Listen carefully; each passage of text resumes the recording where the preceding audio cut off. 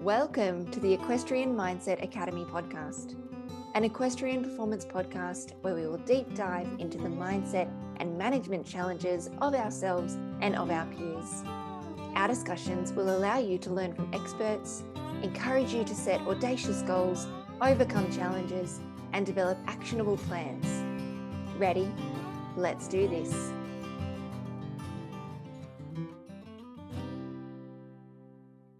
Hello, everyone, and welcome back to the podcast.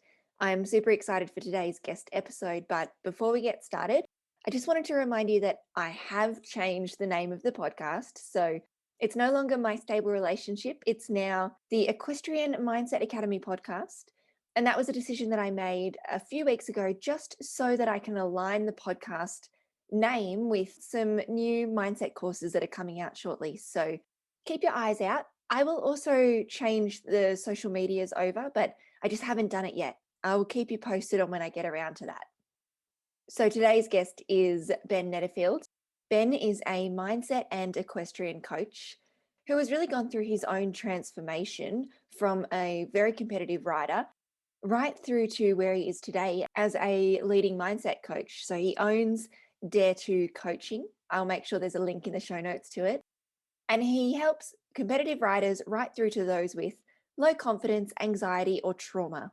And what he does is he really empowers his clients to reshape their patterns of thinking, to develop problem-solving skills, and he instills renewed confidence in them to enable them to improve their abilities and to achieve their goals. So he is the perfect person to come on the podcast and talk to us a little bit about this topic today. Now, I really love this conversation because you are going to hear not just about the topic that we chose, but also about things like people pleasing, your internal bully, making excuses, the 1% improvement, and borderline burnout. There is so much in this conversation. I hope that you will love it as much as I loved recording it. And please remember to keep DMing me with your key takeaways. I love that out of the last guest episode. And remember that I will not summarize the episode at the end like most podcast hosts. What I will do is I'll base the next couple of episodes on golden threads that Ben mentioned throughout the episode, but perhaps we didn't deep dive into. And I'll really take those and use them as inspiration and expand on them in the next couple of episodes. So I think that's the best way for me to show you what I took out of it and what really resonated with me from the episode. I really do look forward to hearing from you and you letting me know what you think of it. And I hope you enjoy this conversation. Welcome back, everyone, and welcome, Ben, to the podcast today. Thank you, Lauren, for having me. So, Ben, how about we just kick off with a quick intro into who you are and what you do at the moment? So what I do at the moment, I'm sort of in mindset. I actually got into it. I'm an equestrian coach. And then I got more into the mindset side, which originally came about through accidents and injuries to myself, which I was looking at how people recover from trauma and anxiety. And then it sort of just developed a lot more from there. Would you be willing to take us right back then to when you first got into horses and how that happened? So I grew up, my parents had a cattle and sheep property in northern Queensland. So I grew up with horses from a very early age. We used them for mustering. So it sort of developed from there. So then it was mostly camp drafting, then eventing, dressage, show jumping, and then mostly sort of show jumping for the latter half, or the second half of my career in riding. That's how that worked out. So yeah, spent a lot of time in the saddle as a young kid. And you actually competed to quite a high level, didn't you, Ben? Yeah. So probably at a younger age, I was a lot more into eventing, and sort of would be the equivalent of, I guess, 3-star now, and then also dressage to advanced, and then show jumping. I jumped some World Cups, so that was sort of the level I got to. It's pretty amazing. And so you started off talking about the accidents that led you into the mindset world. Yep. Was one of those horse related? Do I remember that correctly? Yeah, two of them were. There was a farming a property accident when I was in my teens, and then there was a riding accident, which is actually in Canberra, but I wasn't living in Canberra at the time. And then there was another horse accident. There was a kick and then a flying accident. So just to make sure I rounded off my injuries.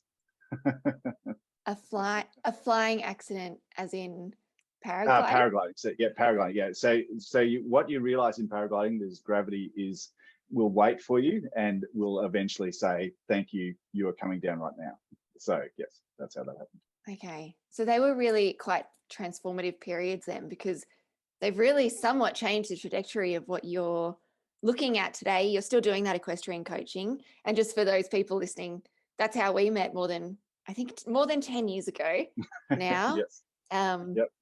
And now you've moved into that mindset piece. Yep. Would you be willing to speak to what it was about those accidents that kind of shifted you towards that mindset thinking?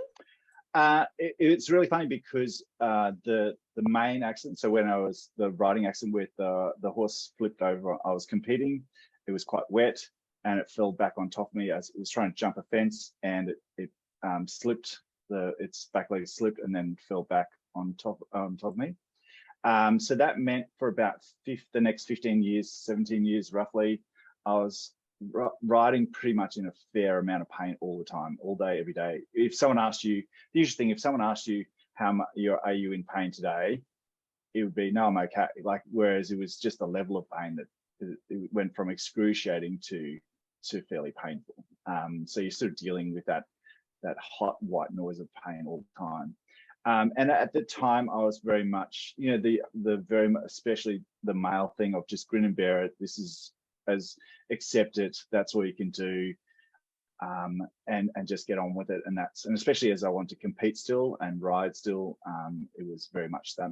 And the usual thing is, don't realize how much mental energy that's taking, but it was sort of draining quite a lot.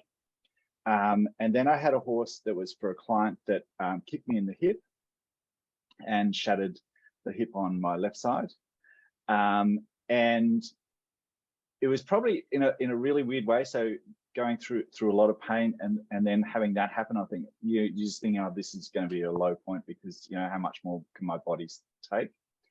But it was actually the thing that probably really saved my life, because it went from you might have to do a hip replacement, you might never ride again, to, well, how can there must be a better way to do this. And it actually, through, of course, like any field, you don't know who to ask, how to ask, what questions you're even asking. So it took a little while to find the right people to ask the right questions. And then also the really weird thing then is, so I came across a sports doctor, and he identified what the main problem of all the pain was. So instead of doing a hip replacement, it was some nerve damage that had happened. And I remember him, I was sitting in his office, and he said, if you do this stuff, you'll be more or less pain free in 3 months. And I just couldn't even imagine what he was talking about. Like, it just was so foreign to me. What he didn't tell me at the other time was, though, that to get to that point, you had to go to physio, which is a really weird thing to deal with for the brain when you're going, I'm in pain, I have to go into more pain to relieve the pain. And that was a really hard concept to get hold of. And then the other and I've seen this horse, and you've probably seen it as well, when a horse or a person doesn't think there's an option but bear the pain, you take that pain away, and suddenly they're the biggest wuss in the world. Like, I would literally, have an arm hacked off and go, well, I can still do my stuff today, to, oh my God, I've got a paper cut. This is the worst thing in the world. Like, my brain just couldn't tolerate pain. So I went for probably 18 months where I was very intolerant of pain. Like, I couldn't just, like, normal little things. And because riding is like, when you're riding a lot, is a reasonable, like, hard on your body anyway. And so I went from this person that could tolerate a lot of pain to a person that could hardly tolerate, until my mindset readjusted and I was able to get through that. So yeah, that incident saved my life and changed trajectory. So then when I had the paragliding accident, which was probably almost the worst injury I had, I actually actually mentally got through it quite well, because I knew the team I was going to have involved. I knew the structure I had to do rehab. I knew roughly how long it would take. I knew the pain would hit, but I could get through that. It was going to be diminishing. I knew how it would diminish. And in a funny way, because of the extent of that, they actually had to do a lot. So my body was actually, through scaffolding and a lot of internal and external fixes, they actually made my body straight, which meant every rehab session you're doing was making progress rather than cutting it down, basically. So yeah, that's long story short.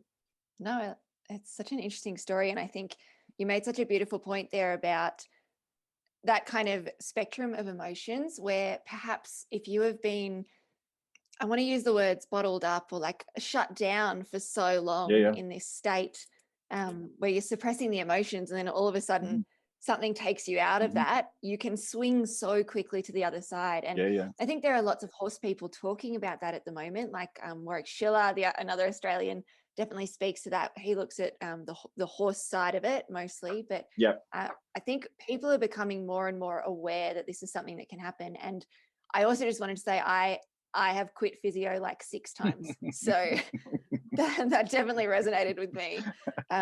It's like every time I go there, they inflict more pain in my mind. That's what was happening. And therefore I was happy to just quit. It's very confronting. Yeah.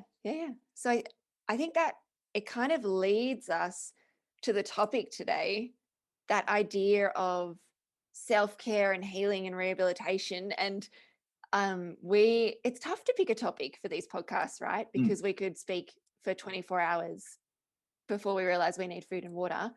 So we tried to narrow it down. And we got to self-care, and then we got to the power of saying no. But before we go into it, I want to ask you a tricky question, which you can or can't answer. And that is, how has it been coming from, like you said, that typical Aussie guy on a farm upbringing, that real tough guy kind of background, to now being in this mindset area or space? It was, that is not a short journey at all. Like, that is a years and years. And also, especially growing up where I did in like rural, where you were remote, so you had to be quite self-sufficient. If things went wrong, you were the only person. Like, I remember, this is an example of that. I remember going to, when I first became a coach, and you're having to do first aid training, and they would constantly say, make sure you ring the ambulance. That was the most foreign concept to me. Like, if you couldn't get out of it yourself, you're going to die. Like, that was all there was to it. Like, and even today, I like, even though I live in a very wonderful place that has paramedics very much on tap, I still have to remind myself that call an ambulance. Like, it's their job to do that, rather than I have to make sure this person can, recover, get them there somehow, blah, blah, blah, blah, blah. Like, it's even like, that's probably the example to me of shifting, that you don't have to be totally, personally, utterly for your own survival in every moment of every day. There is a team that can be around you and help you. And that part of that, of learning to say no, learning to find your tribe, I think is a really, your genuine tribe is a really big thing. And I remember, when we talked about when you're first learning about self-care, first, you don't have the language of that, because you're normally being stoic, you're normally being resilient.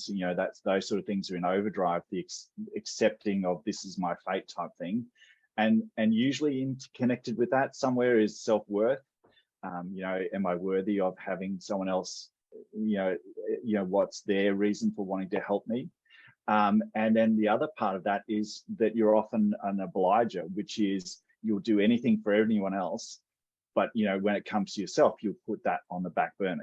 No, I'm not, that's not for me. Like, I would, you'd see people that walk over, hundreds of meters of hot coals to get to someone else. But if they were told to do it for themselves, they would never do it, because no, that's, way too far. So yeah, all those sort of things are really intertwined, I think.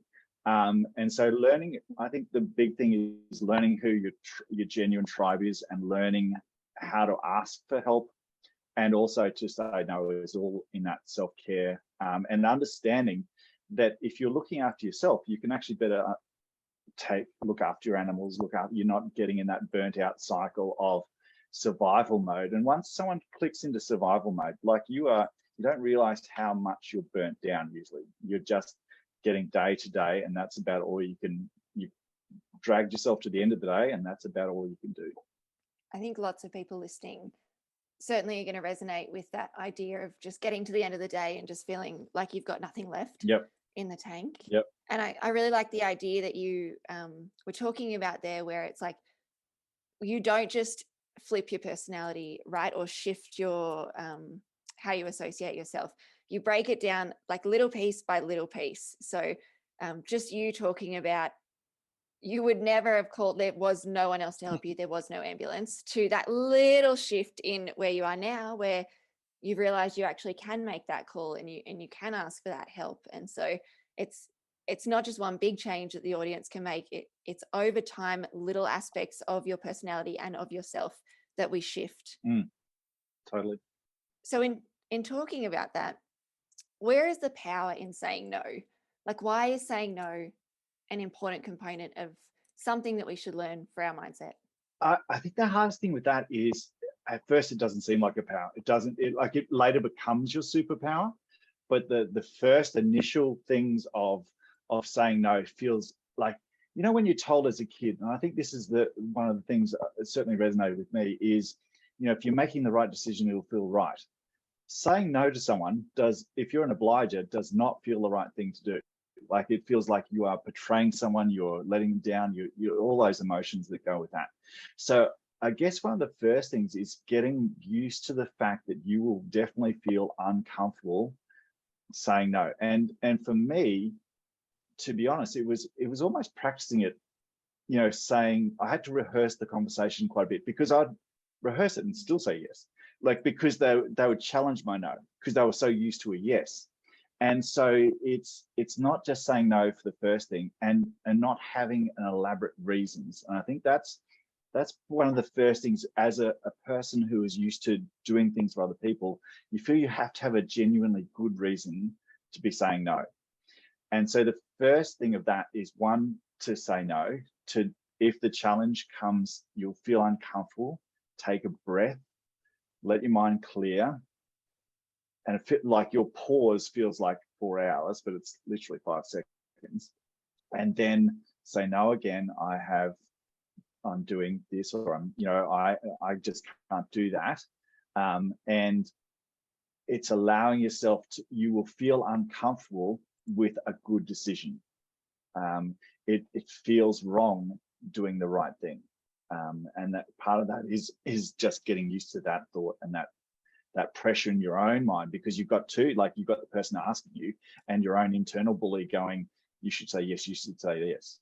That's what you're dealing with generally. And until you say it often enough, and you still feel bad usually, but you start to get used to, this is an uncomfortable feeling. It's an uncomfortable emotion, not that I'm doing the right thing for me or for my intellectual side. And I love that you bring up the point about discomfort and having to sit with that discomfort, because when I was reflecting a bit on this topic, I was thinking that there's actually probably discomfort either way. So yes, it's going to be very uncomfortable to sit in the discomfort and say no, but as a people pleaser, former people pleaser, probably still one myself, Still one. it's uncomfortable later. It's uncomfortable later when you have to do the thing that you didn't want to do. Especially if the thing then also, which it often does in those situations, it turns into a repeat thing. Like, so if you sometimes just fight in your head, it's a one-off thing, so it's not too bad a place. And it ends up being the person goes, since you did it that time, can you do it again? Oh, now you really, like, that's when I find you're really trapped, because you've said it, you've made yourself available, and you've moved perhaps heaven and earth to rejuggle for someone else. And then they've gone, so if someone in that situation, they will take as much as you'll give. And if you've given, then the expectation is that will remain the case. Absolutely. So for those people pleasers, how do we convince them that saying no isn't rude because that was my biggest problem. Is I was like, I don't want to offend anyone. Oh, yeah. Well, obviously you are rude, but yeah, that's a whole different topic. Thanks. I've changed. I think like a lot of the literature talks about imagining yourself as a child, and that if as a child, are you doing the best thing by this child? I generally find for a lot of clients that doesn't work as well.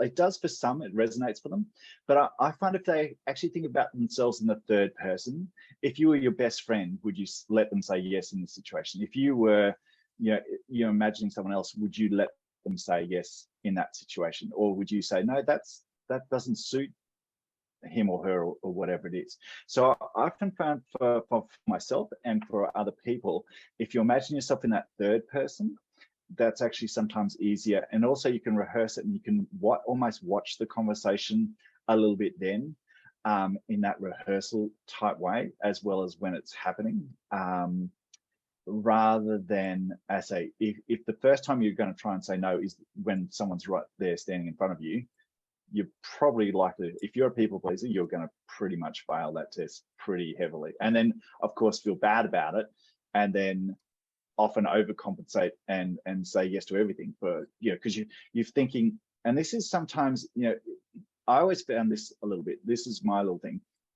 If I'm an empathetic and kind person, how could I be saying no?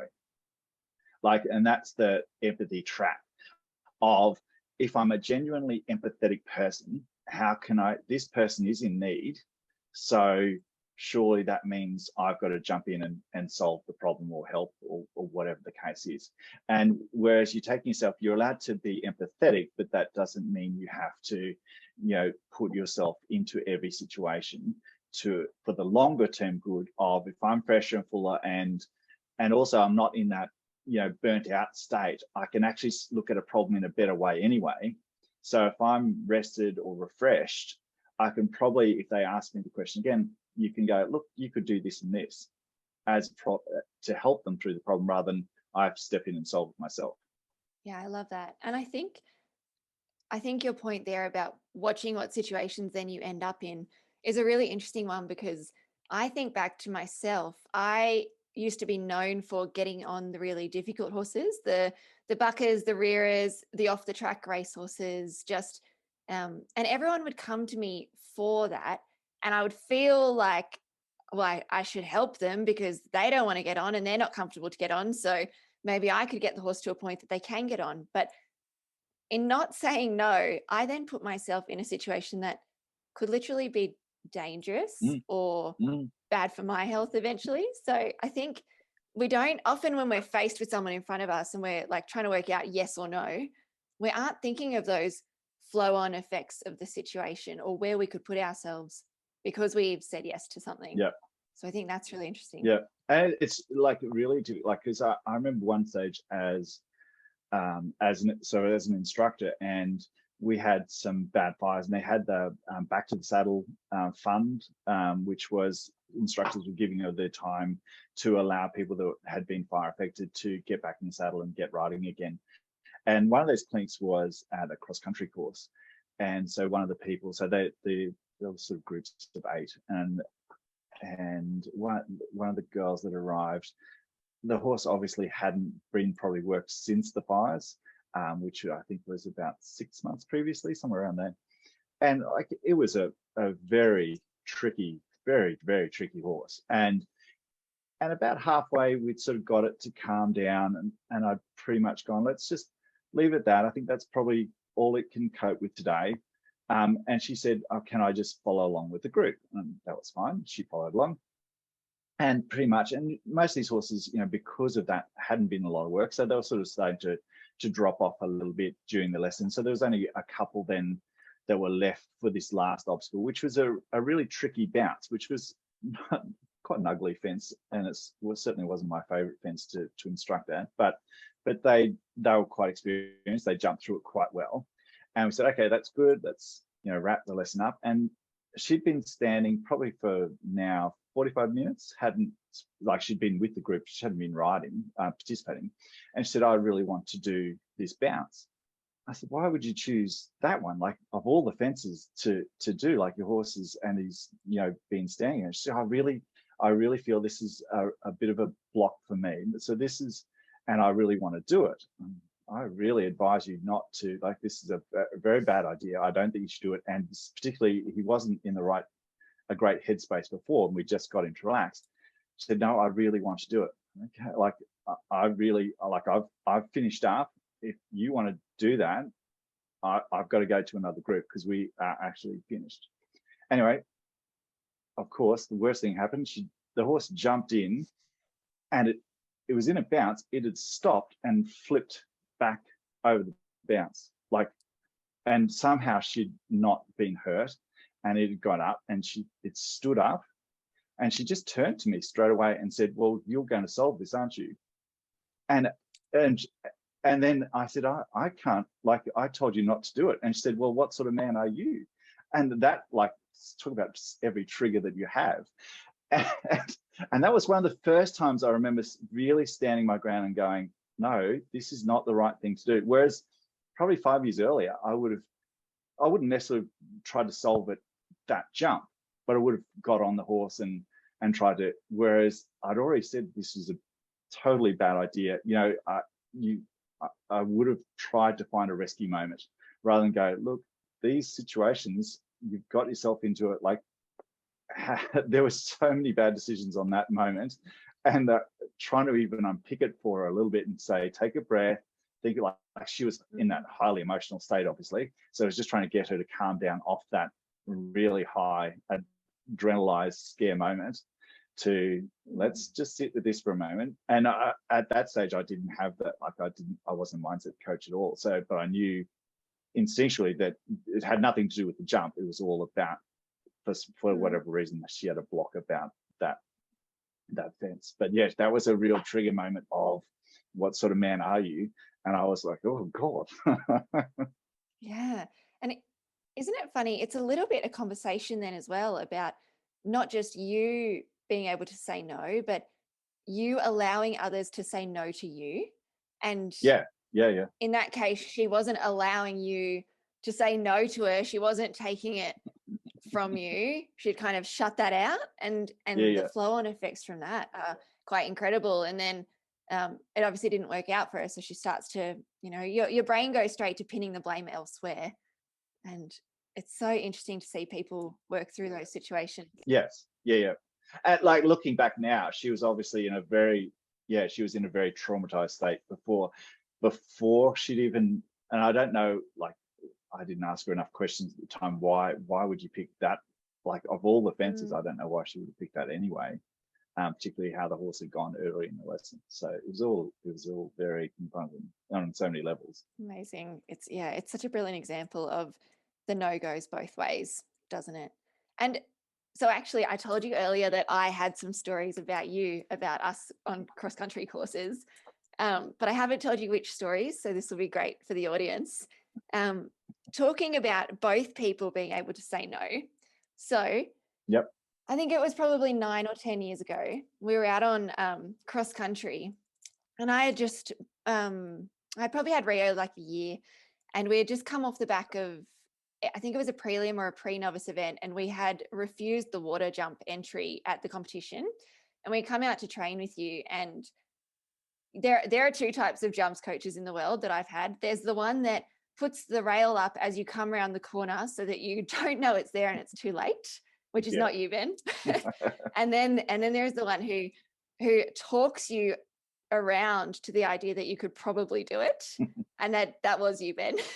So we had this big discussion about this water jump, and God, I really didn't want to do it. I didn't know Rio that well. We had already refused at the competition like 2 or 3 weeks before, but I knew I had other competitions coming up, and you just looked so confident. I like drew the confidence from you. You looked like it was not a problem in the world that he was going to pop over this roll top and into the water. And I was freaking out, but I thought, well, he seems convinced. So I'll give it a go. And I actually have this great photo of us, and I'm like grinning from ear to ear. And I just come off, and at first go, he went down over the roll top into the water. So, and I think now that they've changed the eventing levels a bit since I last evented, but I think that's the 1-star jump now. And it was first go, and you Oh, okay. Yeah. I know the one you mean. Yep. yeah, and you convinced us around it. But what I was thinking was, what if I had said no to you about me doing the water jump? Like, I'm sure we would have just moved on to another jump on the course and kept training. But at what point does someone use no as an excuse? I think that's always the really tricky point as a coach, because you're trying to work out why is the no. Like, is it? And I think one of the other big things, sometimes the no isn't actually referring to the horse they're on. And that's one of the first things I always try and find out. Is it referring to the horse you're actually sitting on in that moment? And also, like for you, like in that situation, is the no, like, did you give yourself when that other stop happened, did you give yourself the best chance? And what tools are you going to use this time? Like, so for instance, the usual example is if most people are going into a uncomfortable or fear state, the first thing they lose is the ability to control their body. And of course, we're in a relationship where we don't use language, we use our body to communicate with the horse. So the horse has now felt the rider disappear and gone, well, I guess this isn't a good idea. And so you're looking at how they project themselves. You're actually often not listening. I know this sounds a little bit weird, to their actual words, because you're looking at their body language that actually tells you a lot more about how they're, because you'll see someone go, oh, no, I'm fine, I'm okay, I don't think there's a problem here. But you're looking at their body language and it's totally the opposite of that.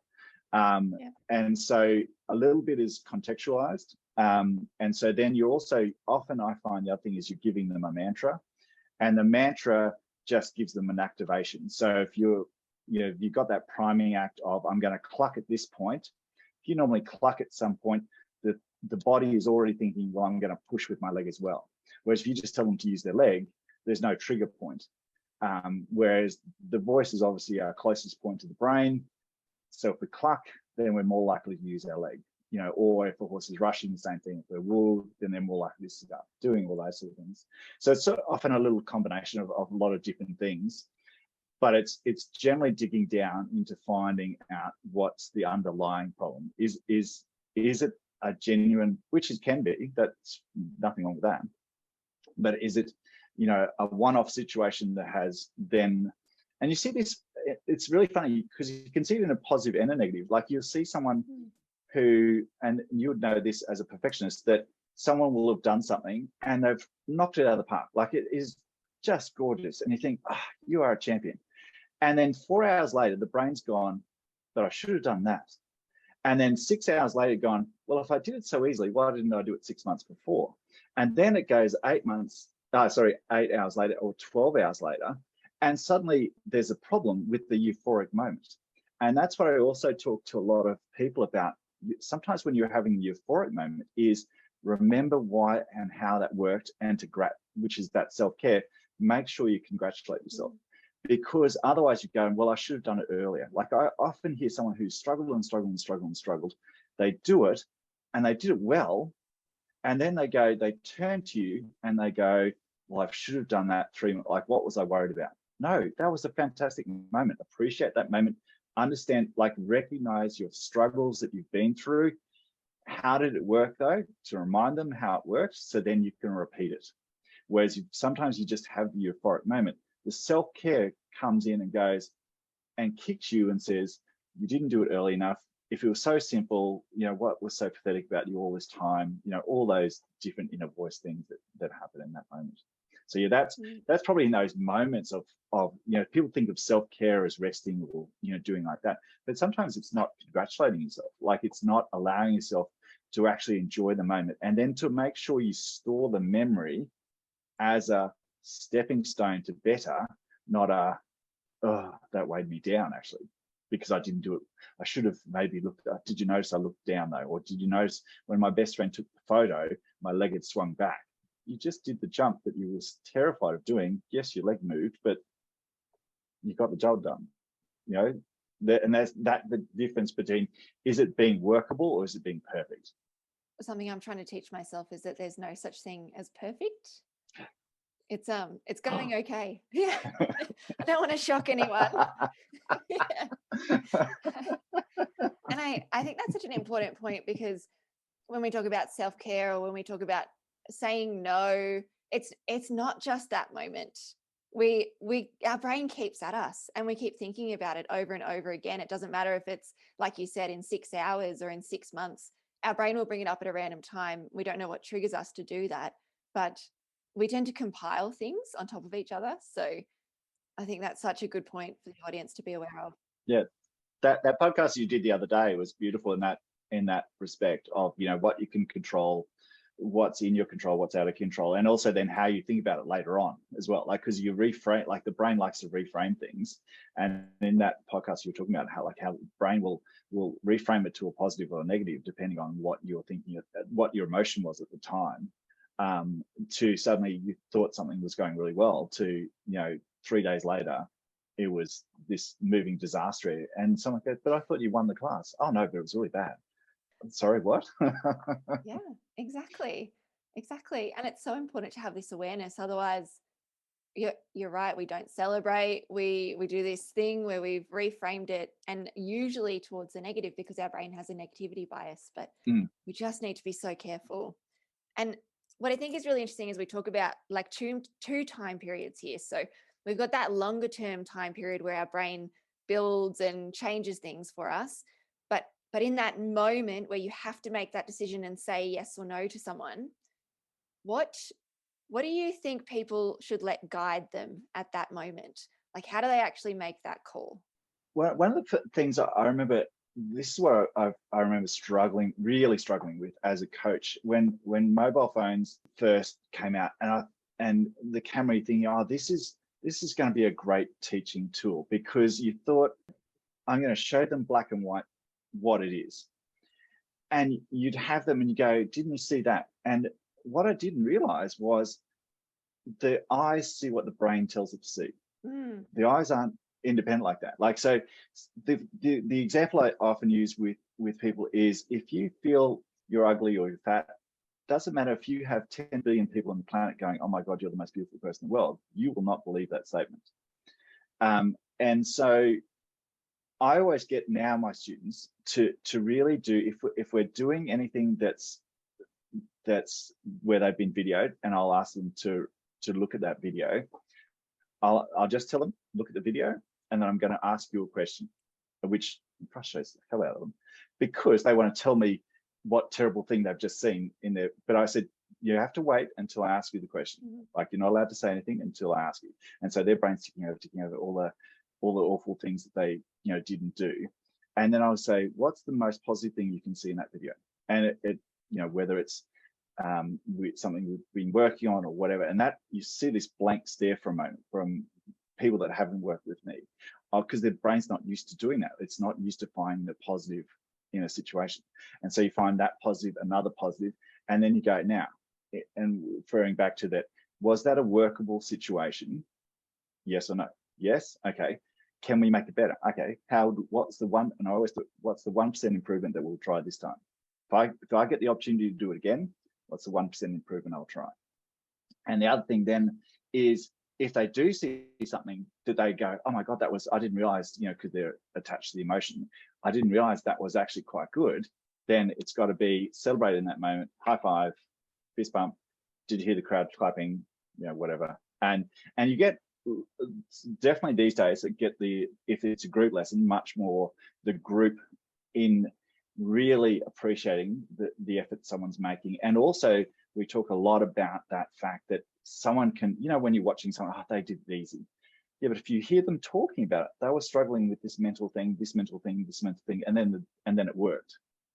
Rather than if you're just looking from a picture from afar, you don't hear that. And that's, I think, probably the biggest danger a lot of riders or people have when you're looking at a video at home by yourself. The emotion has been removed from it and it looks easy. Why didn't I just do this?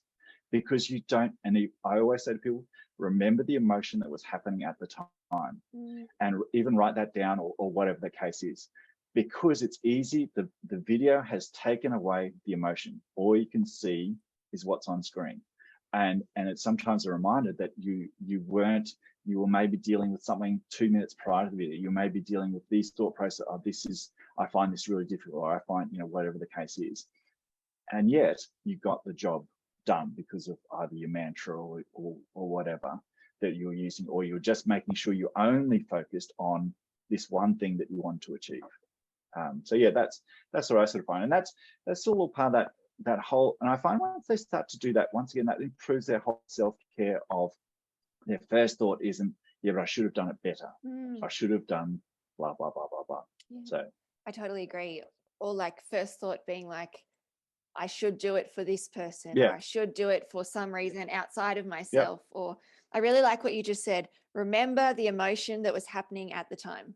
And I think that's the same whether we're using your example of looking at a video and reflecting back on that, or whether we're using the example of you sitting somewhere that you need to make a decision, yes or no.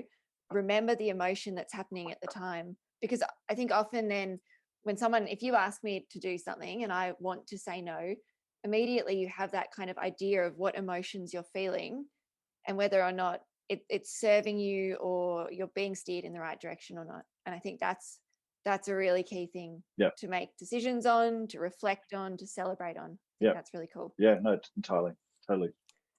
So something I've heard you say before is that no is a full sentence. Everyone is raising his eyebrows at me. As he backs out of the room. You have said. Yes, continue. You have said that no is a full sentence. Yep. What does that mean? It's, I think as a people pleaser, and you attest to this, you want to, if you want to say no to something, you want to have this whole elaborate thing, this story of 50-page submission. And by the way, this is how I can justify my no.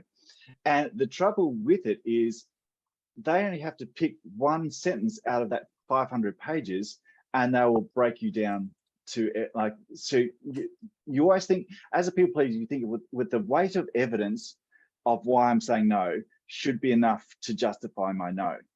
And it's a bit like you can't outperform your anxiety. You can't outperform the weight of uncomfortable of saying no. So it doesn't matter if you have, I've got to attend a funeral at 9:45, but I'll try and be there for you at 10. It doesn't matter how good the reason is. Oh yeah, but I know 10, but maybe 10:05 will work. Like, it's getting used to just sitting with that very uncomfortable moment of no, but also reminding yourself this will pass. And I think that's something that we have to, yes, you are going to feel quite uncomfortable. And as you said brilliantly, which was, you're going to feel uncomfortable later saying yes. So having the uncomfortable now saying no, and no, I'm sorry, I can't do that. And that can be, we can say no in a polite way. We can say no with a nice tone, but it's still a no. And then, as you said, I think in the other one, it's up to them how that lands. Like they can take it as I understand. They can take it as, are you sure? No, that's still no. Are you? And the anger is not usually directed at you. It's directed at their own circumstances. It's directed at, whatever else.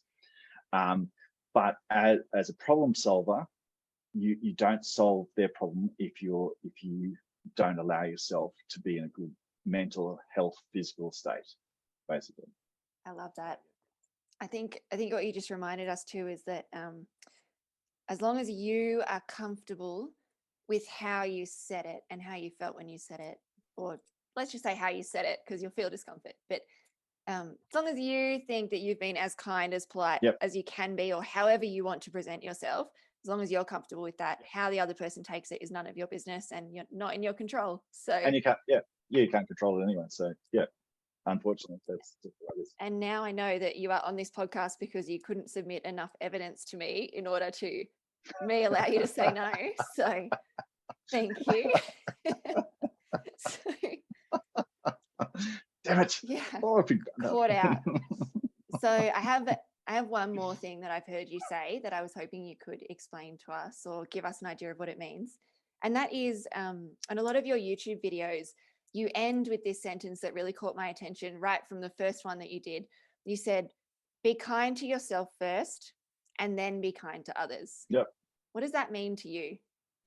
So that goes back to very much that trauma thing, which is and I remember very much distinctly of being in a lot of pain, not allowing yourself to show that pain or be in any way burdened by it, and then you would drag yourself, and you're basically on borderline burnout for a long period of time, and of course then your decision making across a lot of different things is going to be slightly deteriorating, and your decision making of big things, little things, and of course you don't realize how much that is starting to be affected. So it's a reminder to me and to other people that the first and most important person, if you want to take care of anyone, if you want to help someone, or if you want to be there for someone else, is you still got to think of yourself as an entity that is worthwhile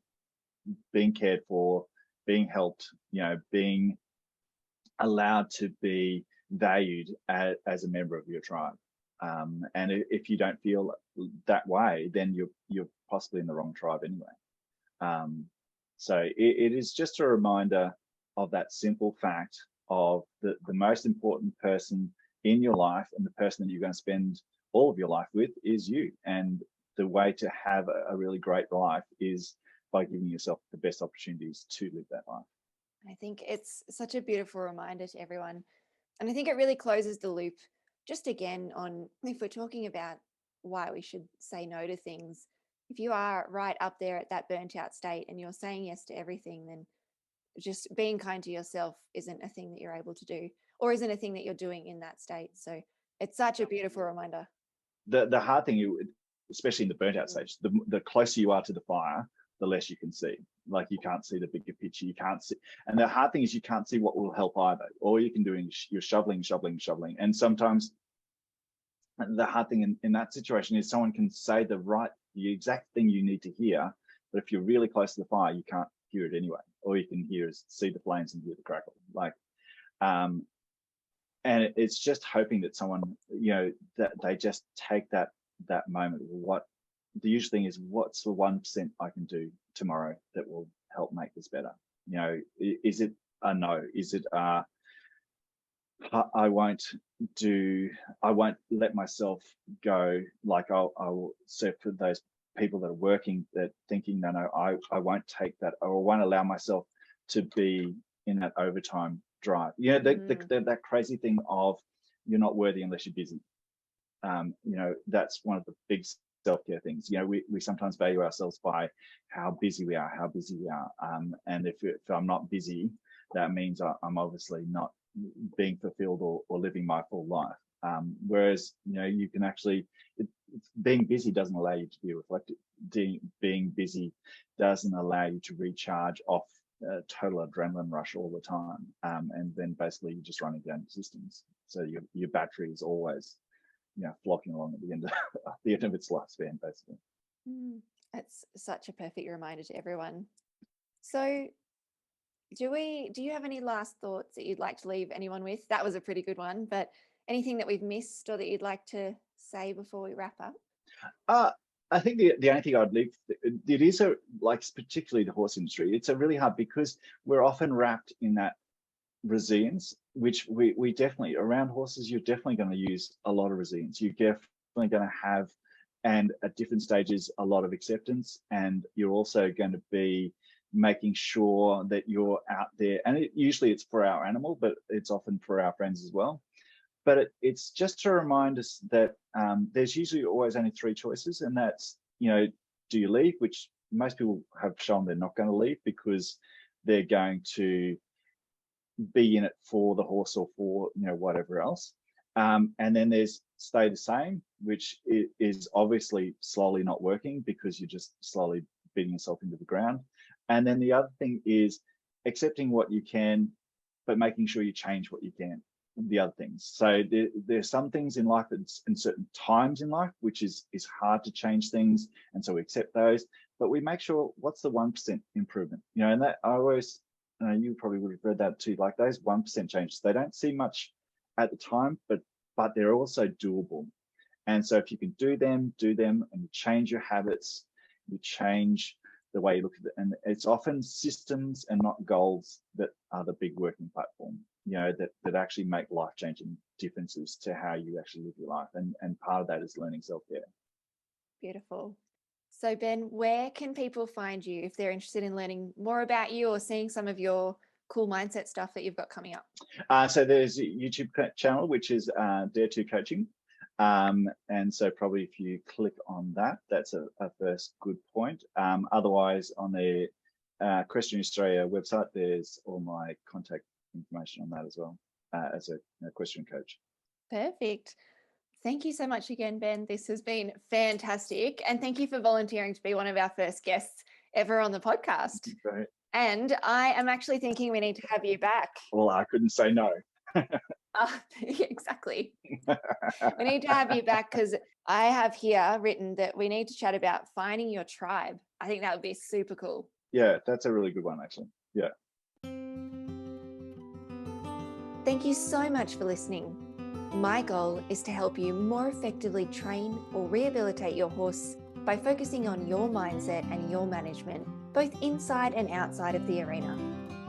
If this sounds like something you'd like one-on-one help with, or if you would like to follow along for more, come join me on Instagram or Facebook @Journey of Equine. The links will be in the show notes. Have a great week, everyone.